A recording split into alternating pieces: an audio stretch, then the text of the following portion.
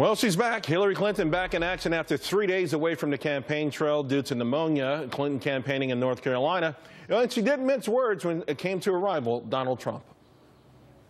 I confess I'll never be the showman my opponent is, and that's okay with me. Just look at the show he put on with Dr. Oz today. But I am going to deliver for you and your family. So with the polls tightening, which candidate is about to pull ahead? Let's bring in Jessica Tarloff, Steve Rogers, Lisa Booth, and Mika Mosbacher. Mika, let me talk to you because you have been an enthusiastic. You came on the Trump train a little late after hanging out with Ted Cruz for a while, but you have been so enthusiastic, and a lot of people have followed you up. Yes, I saw the light. First of all, this unconventional, unprecedented candidate is a force to be reckoned with. The grand old party is no longer in a grand old panic. Most of the leadership is coming on board, and Trump is reaching out to African Americans, Latinos, as well as those independents who haven't voted, who've stayed home in the last elections. He's also outperforming Hillary Clinton. Look at it, 7 rallies this week, an unprecedented economic speech that could stimulate the economy and bring forth 25 million jobs, raise the growth to 4% rather than the 2% growth. Additionally, he's been to Flint, Michigan. He's taken his message to Eastern Ohio and coal miners whose jobs have been wiped out. Tomorrow he's in Miami, and Saturday he's in Houston raising money. He's everywhere, and this is being reflected in the polls. He's within striking distance now. North Carolina, right. Look at Nevada, look at Ohio. He's got the momentum, and I think he can go all the way. You know, Lisa, here's the thing.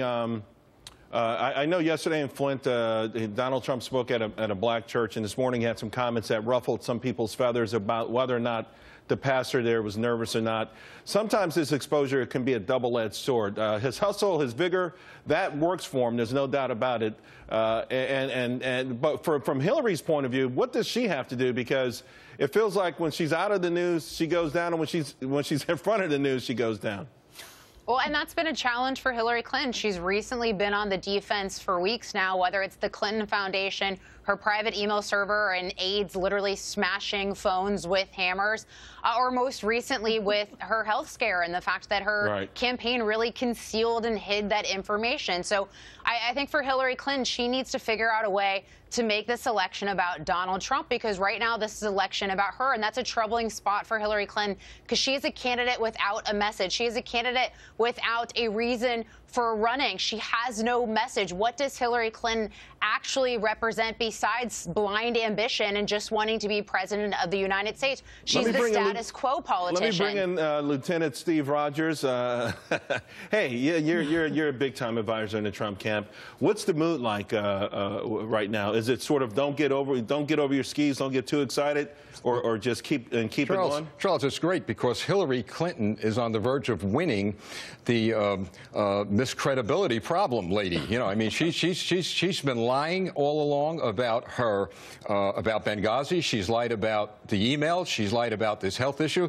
Look, the fact of the matter is she has a pattern of covering things up, and she will continue to cover things up, and as a result, she's going to lose this election. I've said all along, Donald Trump's going to win. Okay, Jessica, clearly, I have to play cleanup. You put 3 people in front of me who said a lot of things that need to be addressed. So first of all, to Mika, saying, you know, Donald Trump had 7 rallies this week. That's not a fair comparison because we know that Hillary Clinton was at home. So her schedule could have been just as strenuous if she was out there.